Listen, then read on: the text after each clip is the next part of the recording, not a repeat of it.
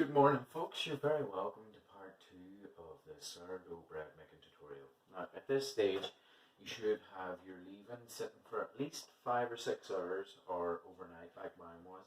And you'll see that it has risen a little bit and there's bubbles that have formed on the surface. Now, we're just going to set that aside and we'll get a fresh mixing bowl and we'll start by mixing our flour. Okay, so for our dough mix, we've got our mixing scales, our mixing bowl on, put it to 0. Now we're going to put in 750 grams of plain flour.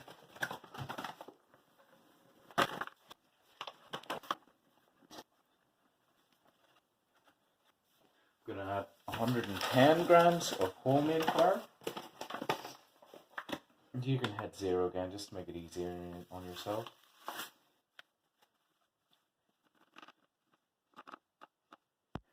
And 50 grams of rye flour.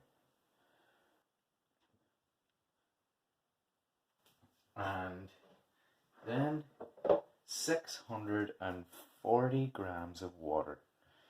Bring that to 0 for handiness.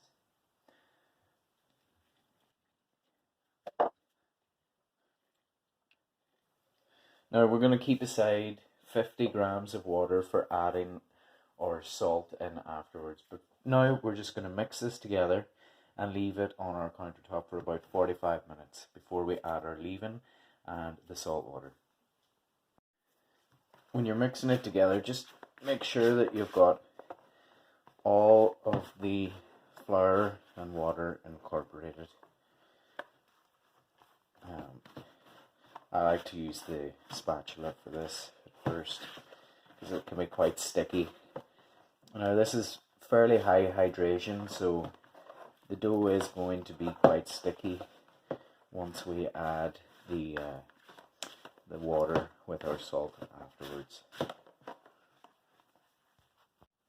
Once you have it all mixed together, you should have this sort of shaggy, sticky dough, and you just cover this over and leave it in the countertop for about 45 minutes to an hour before we add our leaven and our salty water.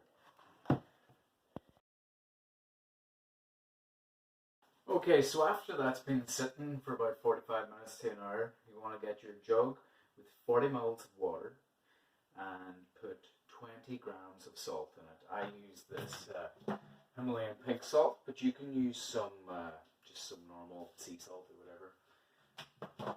And mix it up. Okay, so now we're going to pour in our salt and water mixture, like so. And add in our leaven, which has been fermenting overnight.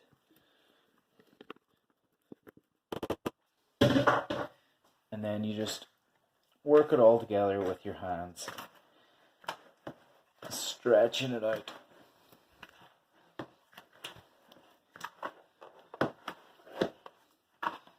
Now, whenever I started doing this, I was getting frustrated by how sticky the dough was, but you just have to enjoy it.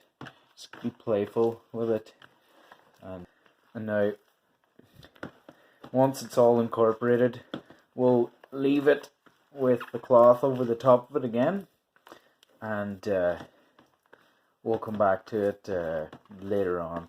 I just do this throughout the day whenever I'm in the kitchen. I'll go to my bowl and I'll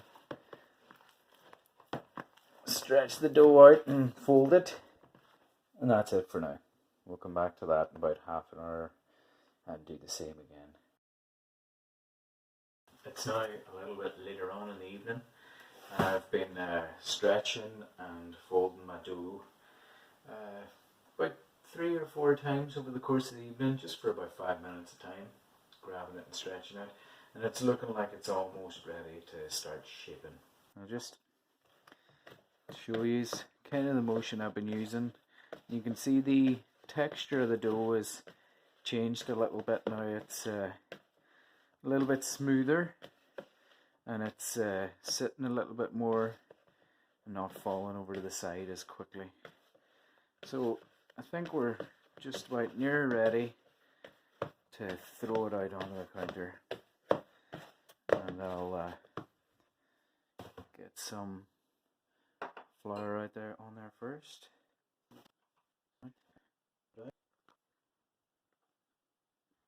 Now, working with sourdough with this high of a hydration can be a little bit challenging at first. Don't be afraid to use a little bit of flour to stop your fingers from sticking to it, and try and fold and get a little bit of tension on the sides, bit of shape to the dough.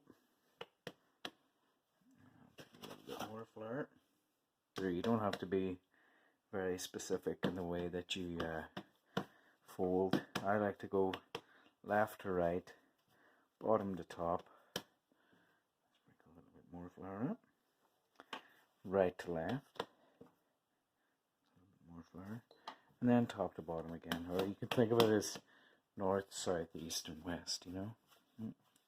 Sticking it in there.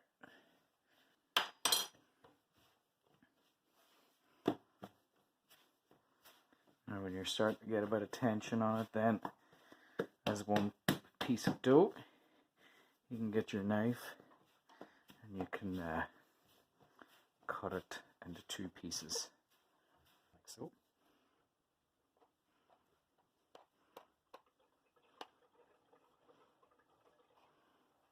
It's not the most perfect cut, but there you have it. Sprinkle on a little bit more flour. And I like to give them a little fold afterwards as separate pieces.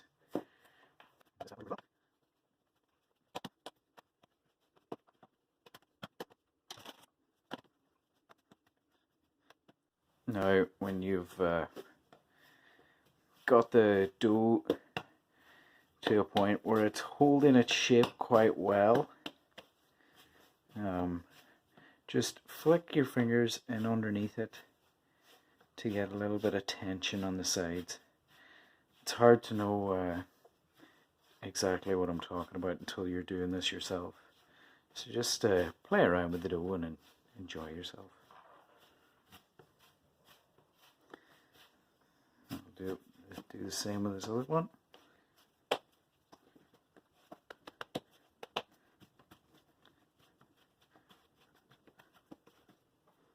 A little bit more flour. Now, I think this is pretty much ready to go into your proving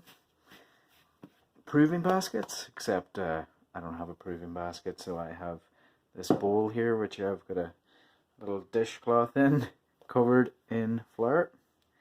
You can use anything similar that you want.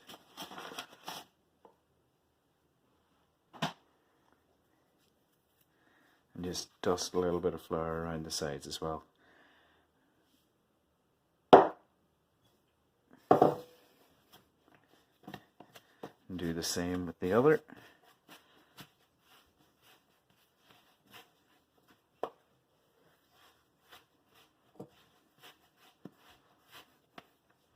There we go. And now I'm going to pop both of these into a bag and throw them into the fridge overnight. So there you go. You've got a messy countertop, but two lovely sourdough rounds ready to sit and prove either for a few hours in the countertop or in the fridge overnight. That's what I like to do. And I'll be right back with you in the morning to show you how to bake your sourdough bread.